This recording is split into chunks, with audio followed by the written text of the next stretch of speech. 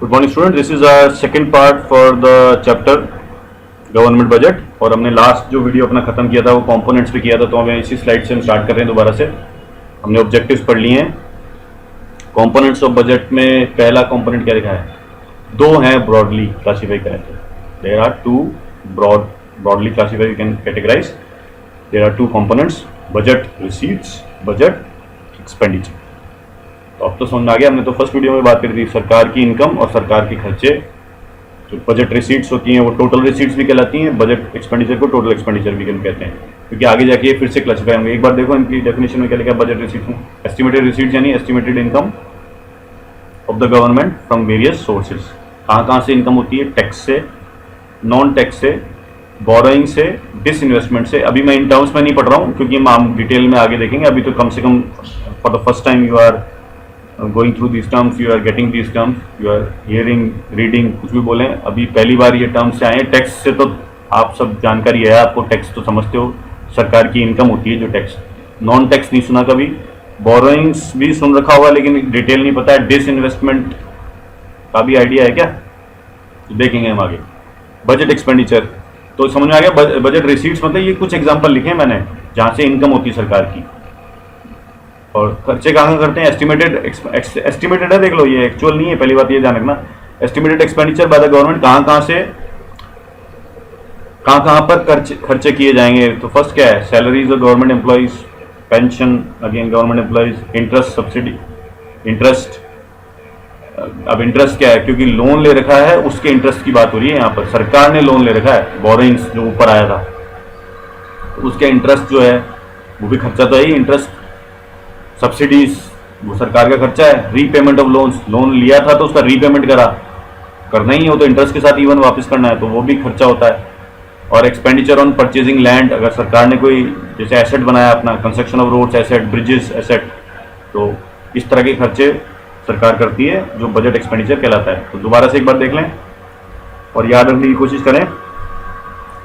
जो बजट है वो ब्रॉडली दो कंपोनेंट्स होते हैं, रिसीट्स और एक्सपेंडिचर। ये याद रखना, सिंपल सा है। इनकम में देखो कहाँ से सरकार की हो रही है, बजट रिसीट्स कहाँ से आ रही है? टैक्स से, नॉन टैक्स से, बोरोइंग से, यानी उधार ले लिया। डिसइन्वेस्टमेंट देखेंगे क्या है। और खर्चे कहाँ कर रहे हैं? सैलरीज में कर रहे हैं, पेंशन, इंटरेस्ट की पेमेंट में कर रहे हैं, सब्सिडीज कर रहे हैं, रीपेमेंट ऑफ लोन्स में कर रहे हैं, एसेट बनाने में कर रहे हैं, लाइक लैंड, रोड्स, ब्रिजेस, कुछ लिख रखा है।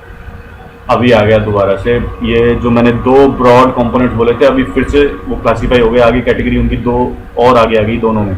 बजट रिसीट्स भी दो तरह की होती हैं, रेवेन्यू रिसीट्स और कैपिटल रिसीट्स। और बजट एक्सपेंडिचर भी दो तरह के होते हैं, रेवेन्यू एक्सपेंडिचर और कैपिटल एक्सपेंडिचर। तो याद कर लेंगे इसको, ठीक है। Firstly there are two broad components, budget receipts, budget expenditure. Budget receipts यानी जो इनकम है वो भी दो अलग अलग सोर्सेज से हो रही है। तो सोर्स है ये, रेवेन्यू रिसीट्स पहला सोर्स है, कैपिटल रिसीट दूसरा सोर्स है।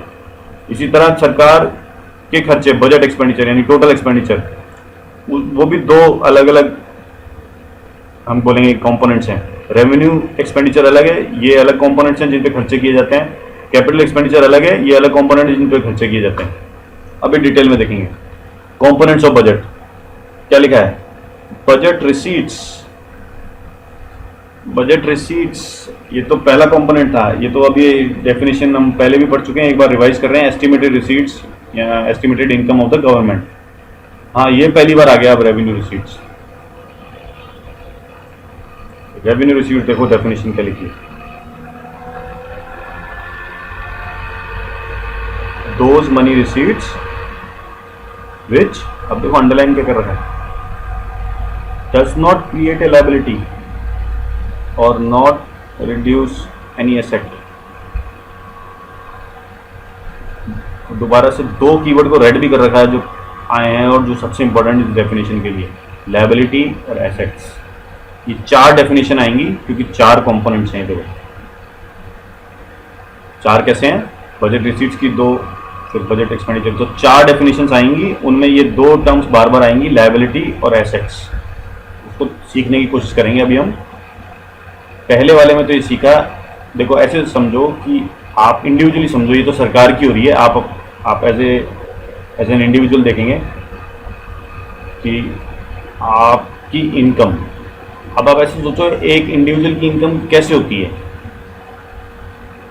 आप घर पे अपना सोच सकते हो, पेरेंट्स जैसे कैसे इनकम है, जैसे सैलरी बोला, तो सैलरी से ना तो कोई लायबिलिटी क्रिएट हुई, लायबिलिटी मतलब रीपे करना है आपको, लायबिलिटी उसको बोलते हैं, बर्डन आ जाता है, इसको बर्डन बोलते हैं। देख रखा है, देखो टैक्स लायबिलिटी का हम देखेंगे मतलब। और या फिर दूसरा होता है कई बार, और ऐसा भी होता है बोले फिर लोन भी लेते हैं, जैसे होम लोन, कुछ स्टूडेंट्स को ध्यान आ रहा होगा उनके घर पे लिया होगा, तो वो लोन जो है वो लायबिलिटी है। लायबिलिटी क्या है, किसी भी सिचुएशन में आप उससे बच नहीं सकते हो। अभी कोविड सिचुएशन फिर आ गया, मुझे एग्जांपल फिर लेना पड़ गया। जिन्होंने लोन ले रखे थे उनको सिर्फ सरकार आरबीआई ने इतनी राहत दी कि आप ये 3-4 महीने तक आप इंटरेस्ट पेमेंट ना करेंगे तो उस पर कोई हम पेनल्टी भी नहीं लगाएंगे, कोई पनिशमेंट नहीं है, लेकिन हटाया नहीं है। मतलब समझ में आया नहीं आया? वो तो पेमेंट करना ही है, चाहे कोविड आ जाए, चाहे कैसी सिचुएशन आ जाए। अभी उसको कह रहे हैं अगस्त के बाद ये शुरू होने वाला है फिर से। क्या? जिन्होंने लोन ले रखे हैं, अब चाहे आपकी इनकम है या नहीं है, इंटरेस्ट तो भरना पड़ेगा। जो जो एक ईएमआई बोलते हैं, किस्त बोलते हैं, जो इंस्टॉलमेंट बोलते हैं, वो तो भरनी पड़ेगी। इसको क्या बोलते हैं? लायबिलिटी। आपके ऊपर एक लायबिलिटी आ गई अगर बोरोइंग है तो ये वाला ऐसा नहीं है, नॉट, इसका मतलब ये बोरोइंग वाला केस नहीं है। या फिर आपने देखा होगा कि घरों में कई बार हम सुनते हैं कि कुछ हमने sold the piece of land, house, कुछ एसेट को सेल किया तो इनकम आई। Getting my point? अरे घर में नहीं हुआ है तो भी तो समझ में आता है इनकम का क्या जरिया होता है। एक स्टेबल तो ये होता है कि सैलरीज आ रही हैं, दूसरा ये होता है कि लोन ले लिया, तीसरा ये होगा कि एसेट बेच दिया। तो यहाँ इस डेफिनेशन में हमें समझाया जा रहा है कि ना तो लायबिलिटी क्रिएट करी, ना तो लोन लिया। क्योंकि लायबिलिटी क्रिएट हो गई तो वो फिर किस, मैंने बोला ना कोविड सिचुएशन में नहीं बच पाए लोग तो। और वो तो छोड़ो ही तुम, कॉर्पोरेशंस की तो ये हालत है कि उन्होंने अगर मोरेटोरियम भी भर रखा है तो उनके जैसे इनकम दिख जाती है ना, जैसे ही अकाउंट में पैसा दिख जाता है, बैंक अपने आप ही काटे जा रहा है। यानी आपसे परमिशन भी नहीं ली जा रही कि पैसा काटे नहीं काटे, वो पैसा कटे जा रहा है। कहने को आरबीआई का मोरेटोरियम चल रहा है, कहने को आरबीआई ने हमको एक राहत दे रखी है। तो ये that is the seriousness of the thing. Bank कह रहा है मैं पैसा नहीं छोड़ने वाला हूं, चाहे कोविड आ जाए, चाहे कैसी और इससे भारी जाए, कोई और सिचुएशन आ जाए। लेकिन जिसने ले रखा है, सोचो आप उसकी क्या स्थिति होगी। उसके अकाउंट में थोड़ा सा पैसा आया था, वो भी बैंक ने काट लिया, क्या कह के? इंटरेस्ट है। इसको बोलते हैं लायबिलिटी। ये एक्सट्रीम एग्जाम्पल है लायबिलिटी का। लायबिलिटी एक बार क्रिएट हो जाती है तो आप कुछ नहीं कर सकते हैं, आप बाउंड हैं, लीगली बाउंड है, you have to repay. Loan जो होता है वो लीगल कॉन्ट्रैक्ट होता है, वो तो किसी सिचुएशन में फिर तो मॉर्गेज लोन है, तो अगर बिल्कुल ही हाथ खड़े कर दिए तो वो आपकी जो प्रॉपर्टी है उसको लिक्विडेट कर देंगे, वो बैंक वाले ले जाएंगे। मकान कर रखा है तो मकान ले जाएंगे, गाड़ी अगर जैसे कार लोन होते हैं वो गाड़ी ले जाते हैं। वो कोई लैंड, पीस ऑफ लैंड आपने कर रखा है, गोल्ड लोन है तो आप गोल्ड ले जाएंगे, फिर गोल्ड उनके पास ही रहेगा वो, यानी आप नहीं छुड़ा सकते। That is the seriousness of liability. लेकिन रेवेन्यू रिसीट्स कैसी हैं? ये अब सरकार की बात, अब छोड़ दो इंडिविजुअल, कभी सरकार की बात करते हैं तो सरकार भी ऐसी लायबिलिटी में फंस जाती है कई बार। लेकिन रेवेन्यू रिसीट्स ऐसी नहीं है, it does not create liability. ना तो लायबिलिटी क्रिएट करी गई थी, ना तो सरकार ने अपना कोई एसेट बेचा था, तो फिर कहां से इनकम आई? देखो एग्जांपल में क्या लिखा है, tax and non tax. Tax से इनकम आई, तो टैक्स जो होता है, सरकार तो कैसे टैक्स होता है, वो इनकम पे टैक्स लगा दिया। देखो इसमें डायरेक्ट टैक्स होता है, burden of direct tax can not be shifted, liability and burden falls on the same person. यानी जिसकी इनकम है उसी की लायबिलिटी है, उसी का बर्डन है, तो उसको इनकम टैक्स बोलते हैं। यही सैलरीज पे लगता है। समझ में आ गया? लायबिलिटी मतलब मिस्टर ए की लायबिलिटी थी क्योंकि उनकी इनकम है, तो बर्डन भी उन्हीं पर है, तो उन्हीं को भरना है इनकम टैक्स। इसे सिमिलरली कॉर्पोरेट टैक्स, यानी कॉर्पोरेशन टैक्स भी बोला जाता है, तो ये प्रॉफिट पे लगता है। जितना ज़्यादा प्रॉफिट उतना ज़्यादा टैक्स। तो अगेन जिस कंपनी पर ये लायबिलिटी है उसी पर बर्डन है, उनको ये भरना है। लेकिन इनडायरेक्ट टैक्स क्या है? Burden can be shifted on other people. जैसे लायबिलिटी टू पे tax and it's burden can be, liability मतलब पेमेंट करना, तो जैसे कंपनी ने, तो आप देखते हो इंक्लूसिव ऑल टैक्सेस लिखा हुआ, आप कमोडिटी खरीद लेते हो, पेमेंट तो कंपनी कर चुकी है, लायबिलिटी उनकी थी, फर्म की थी जिसका प्रोडक्ट आपने खरीदा है। लेकिन उन्होंने वो किस पे अब बर्डन आ चुका है, वो एंड कंज्यूमर पर बर्डन है। हमारे जैसे जो है उनको एंड कंज्यूमर बोला जाता है। तो हम कोई भी कमोडिटी खरीदने गए, आप एक बिस्किट खरीदने गए, आप एक टूथपेस्ट खरीदने गए, उसमें सब जगह लिखा होता है इंक्लूसिव ऑल टैक्सेस। इसका मतलब क्या है, टैक्सेस इंक्लूड है, अब आपको भरने हैं।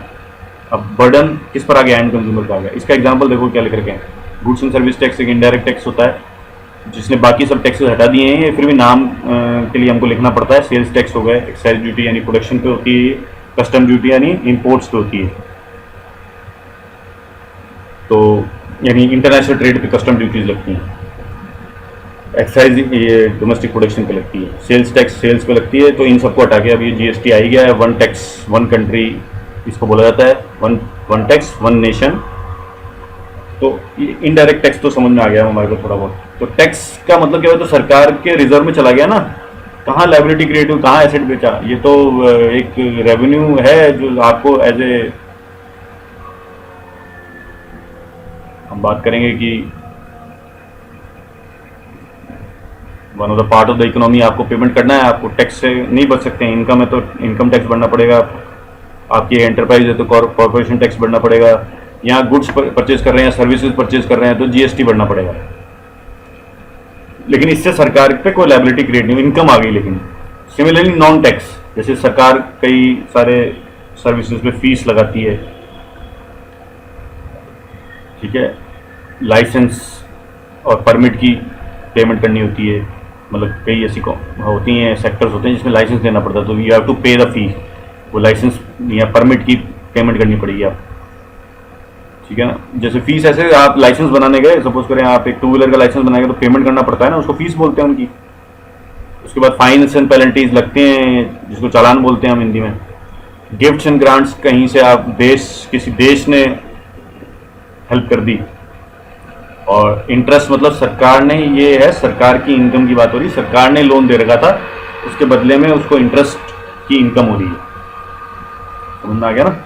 ये इंटरेस्ट, ये वो वाला है, इंटरेस्ट इनकम वाला है। ये सरकार ने किसी को लोन दिया था, बोरो किसी ने सरकार से किया था, गवर्नमेंट से किया था, और उसके बदले में गवर्नमेंट को इंटरेस्ट मिल रहा है, तो इनकम होगी।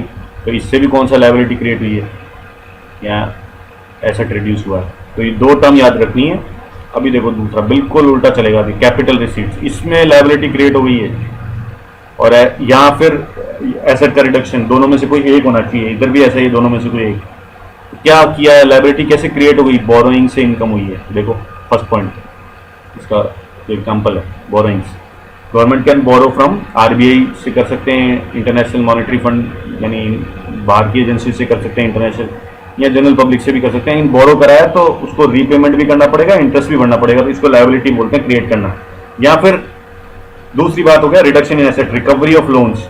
रिकवरी ऑफ लोन का क्या मतलब है कि लोन जो सरकार ने दिया था वो पूरी तरह से रिकवर कर लिया गया, तो एक एसेट होता है लोन। एक अगर लोन दें तो यानी बैंक के लिए वो एसेट है, बैंक लोन दे रहा है तो बैंक के लिए एसेट है, क्योंकि हम क्या भरते रहेंगे, इंटरेस्ट भरते रहेंगे, तो एसेट है उनके लिए। इसी तरह सरकार ने लोन दे रखा है तो सरकार का एसेट है वो लोन। लोन लेने की बात नहीं हो रही है यहाँ पे, लोन देने की बात हो रही है यहाँ पे। तो अगर वो रिकवरी हो गई पूरे लोन की तो अब इंटरेस्ट आना बंद हो जाएगा, तो इसको रिडक्शन इन एसेट बोलते हैं।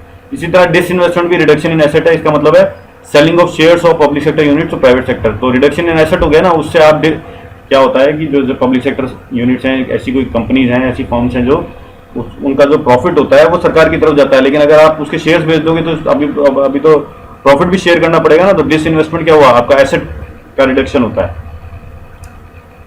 समझ में आया नहीं आया? पहला वाला जो है लायबिलिटी क्रिएट करने का एग्जांपल है बोरोइंग, दूसरा वाला है recovery of loans, reduction in asset का एग्जांपल है, तीसरा वाला डिसइन्वेस्टमेंट, ये भी रिडक्शन इन एसेट का एग्जांपल है। अभी आ गया एक्सपेंडिचर, सेकंड कंपोनेंट हमने पढ़ा है। ब्रॉडली तो बजट में दो ही कंपोनेंट होते हैं, बजट रिसीट्स और बजट एक्सपेंडिचर। बजट रिसीट्स की दो पढ़ ली हमने, एक रेवेन्यू रिसीट्स पढ़ी और एक कैपिटल रिसीट पढ़ी। एक में क्या हो रहा था, ना तो लायबिलिटी क्रिएट करी थी ना तो एसेट को रिड्यूस करा। दूसरे वाले में लायबिलिटी भी क्रिएट ऐसे सोर्स से करा, इनकम या रेवेन्यू जनरेट। सोर्स समझ में आ रहा है ना, सोर्स मतलब कहां से पैसा आ रहा है, लायबिलिटी क्रिएट करके कैपिटल रिसीट्स में जो होता है। तो कैपिटल रिसीट ऐसी इनकम होती है जहां पर या तो लायबिलिटी क्रिएट करी सरकार ने या फिर अपने एसेट को सरकार ने रिडक्शन इन एसेट लिख रखा है इसमें, जैसे हमने रिड्यूस एसेट। तो उसके एग्जांपल लिख रखे हैं तीन, अभी समझ में आ गए। अभी खर्चे की बात हो रही है यहाँ पर। अभी सरकार इसको बोलेंगे गवर्नमेंट एक्सपेंडिचर। तो रेवेन्यू एक्सपेंडिचर क्या होता है, एक ऐसा खर्चा, अभी आगे ना आप इंडिविजुअल की तरह फिर से सोचो। एक इंडिविजुअल पर्सन है, तो खर्चा किया, लेकिन क्या खर्चा कहाँ पर किया? ना तो एसेट बना। तो सपोज करो अगर आप इंडिविजुअल है तो आपने एक मकान खरीदा या एक पीस ऑफ लैंड खरीदी, तो वो तो एसेट बन गया, इसका मतलब वो रेवेन्यू एक्सपेंडिचर नहीं है। तो फिर खर्चा कहाँ करा? ना तो लायबिलिटी रिड्यूस हुई, या तो आपने कोई लोन ले रखा था, आपने उसको रीपे कर दिया पूरे, तो उसको बोलेंगे रिडक्शन इन द लायबिलिटी, वो भी नहीं हुआ। यानी खर्चा करा, ना तो कोई एसेट बनाया, ना तो जो लोन ले रखा था उसको पूरी तरह चुकाया। तो फिर करा क्या? देखो एग्जांपल में गवर्नमेंट ने क्या करा? सैलरीज भरी इसकी, गवर्नमेंट एम्प्लॉयज की। गवर्नमेंट ने क्या करा? पेंशन जो हर महीने पेमेंट करनी होती है, किसकी? गवर्नमेंट एम्प्लॉयज की। गवर्नमेंट ने क्या करा? इंटरेस्ट पेमेंट, जो लोन ले रखे थे उससे लायबिलिटी नहीं घटती है। ये याद रख लेना, ये ज्यादातर स्टूडेंट कंफ्यूज होते हैं और हर बार ये बोर्ड में सवाल पूछ भी लेता है वो। मैं हमेशा बोलता हूँ कुछ ट्रिकी सवाल होते हैं, जो होते तो सिंपल है लेकिन जो पढ़ते नहीं है वो हमेशा उसमें फंस जाते हैं। जैसे इंटरेस्ट, ये देखो इसको मैं कर्सर से समझा रहा हूँ आपको। Interest payment for government loan जो है वो, उसमें इंटरेस्ट तो भरते रहो तुम, प्रिंसिपल अमाउंट अगर आप पेमेंट नहीं कर रहे हो तो आजीवन चाहे इंटरेस्ट भरते रहो, बैंक को बहुत अच्छा लगता है। समझ में आया नहीं आया? तो इन पूरा प्रिंसिपल अमाउंट के साथ आपने इंटरेस्ट भी पेमेंट कर दिया, तो उसको हम बोलते हैं कि तब हमने अपना रिड्यूस करा था। यहां पर सिर्फ इंटरेस्ट की बात हुई है, प्रिंसिपल अमाउंट की बात ही नहीं हो रही, तो इंटरेस्ट तो भरते रहो आप। तो इसलिए एक ऐसा खर्चा जिससे ना तो लायबिलिटी रिड्यूस हुई, ना तो एसेट बना। सब्सिडीज, वो भी ऐसा ही खर्चा है। समझ में आ गया? रेवेन्यू एक्सपेंडिचर क्या है? सरकार के रेवेन्यू खर्चे हैं। कैसे खर्चे हैं? जिनमें ना तो सरकार का एसेट बनता है, ना तो सरकार की लायबिलिटी कम होती है। तो फिर कब एसेट बनता है, कब लायबिलिटी कम होती है? देखो एग्जांपल में, वो कैपिटल वाले होते हैं। ऐसी कैटेगरी कैपिटल एक्सपेंडिचर कहलाती है, और इसमें क्लासिफाई किया जाता है ऐसे खर्चों को जिसमें या तो एसेट बन जाए, खर्चा किया और एसेट बन गया। देखो जैसे एक्सपेंडिचर ऑन परचेजिंग लैंड, सरकार ने पेमेंट की होगी ना लैंड परचेज करने में, तो उनकी एक एसेट बन गया ना, तो उसको कैपिटल एक्सपेंडिचर बोलेंगे। कंस्ट्रक्शन ऑफ बिल्डिंग, सरकार ने कोई बिल्डिंग बनाई तो उनका एसेट बन गया ना। या अब आ गया reduction in liability, repayment of loan, पूरा लोन चुका दिया, अभी इंटरेस्ट भी नहीं बढ़ना है, तो that is reduction in liability. तो अभी चारों समझ में आ गया हमारे को। ये दो सिंपल कैटेगरीज हैं। प्लान्ड एक्सपेंडिचर यानी जो 5 ईयर प्लान्स में के अंतर्गत किए जाते हैं ऐसे खर्चे, तो वो किस पे कर सकते हैं हम? जैसे अलग अलग सेक्टर पे सरकार करती है, एग्रीकल्चर सेक्टर के लिए, रूरल डेवलपमेंट के लिए, एनर्जी के डेवलपमेंट के लिए, साइंस एंड टेक्नोलॉजी पे। तो ये 5 ईयर प्लान में अगर आ गए तो उसको हम प्लान बोलते हैं, और 5 ईयर प्लान में नहीं आ गए तो उसे नॉन प्लान बोलते हैं। जैसे अचानक से जो रफाल वाला आ गया, चाइना का थ्रेट आया तो हमें वो रफाल खरीदने पड़े, तो वो नॉन प्लान है, उसमें 5 ईयर प्लान में नहीं आते हैं। सब्सिडीज कहीं देनी पड़ गई, तो ये सब नॉन प्लान में आता है। जो 5 ईयर प्लान में नहीं है वो नॉन प्लान है। उसके बाद types of budget. Types of budget का ये कारण है कि जैसे हम यहाँ देख पा रहे हैं कि 3 तरह के बजट दिख रहे हैं हमें, बैलेंस्ड, सरप्लस और डेफिसिट। कारण क्या है कि depending on the situation of the economy, सरकार को कभी खर्चे ज्यादा करने पड़ते हैं, कभी टैक्सेस ज्यादा करने पड़ते हैं। तो इस ऐसा करने की प्रोसेस में 3 तरह के टाइप समझ में आते हैं। एक तो बैलेंस होता है, यानी सरकार की इनकम और सरकार के खर्चे दोनों बराबर हुए, यानी 100 रुपये सरकार ने इनकम टैक्सेस, नॉन टैक्सेस से या कैपिटल से जहां से भी इनकम आई, और 100 रुपये के खर्चे करे, तो वो इक्वल हुआ, बैलेंस बजट। तो खर्चे हमें पता है अब 2 तरह से होते हैं, रेवेन्यू एक्सपेंडिचर भी होता है, कैपिटल एक्सपेंडिचर भी होता है। उसके बाद दूसरा होता है सरप्लस बजट। सरप्लस का मतलब ये है कि इसमें क्या लिखा है, जैसे रिसीट्स, यानी रिसीट्स मतलब income is more than the expenditure. जब इनकम ज्यादा हो और खर्चे कम हो उसको सरप्लस बजट बोला जाता है। डेफिसिट बिल्कुल उल्टा है। डेफिसिट का मतलब है कि इनकम कम है और खर्चे ज्यादा हैं। तो ये लिख रखा है रिसीट्स आर लेस, यानी income is less than the expenditure. दूसरी भाषा में इन अदर वर्ड्स बोल सकते हैं इसको। इन अदर वर्ड्स हम क्या बोलेंगे? हम बोलेंगे इनकम कम है और खर्चे ज्यादा हैं, या इनकम कम है खर्चे से, या खर्चे ज्यादा हैं। तो दूसरी कैसे भी बोल सकते हो, expenditure is more. Either you can say receipts are less or you can say expenditure is more than the receipts. तो दोनों ही तरफ समझाया जा सकता है।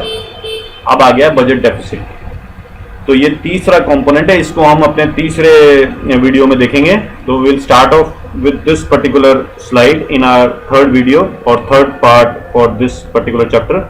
We have done so far 2 parts, and then in next video we'll start from this particular slide only, from the chapter budget, and that will be the third part.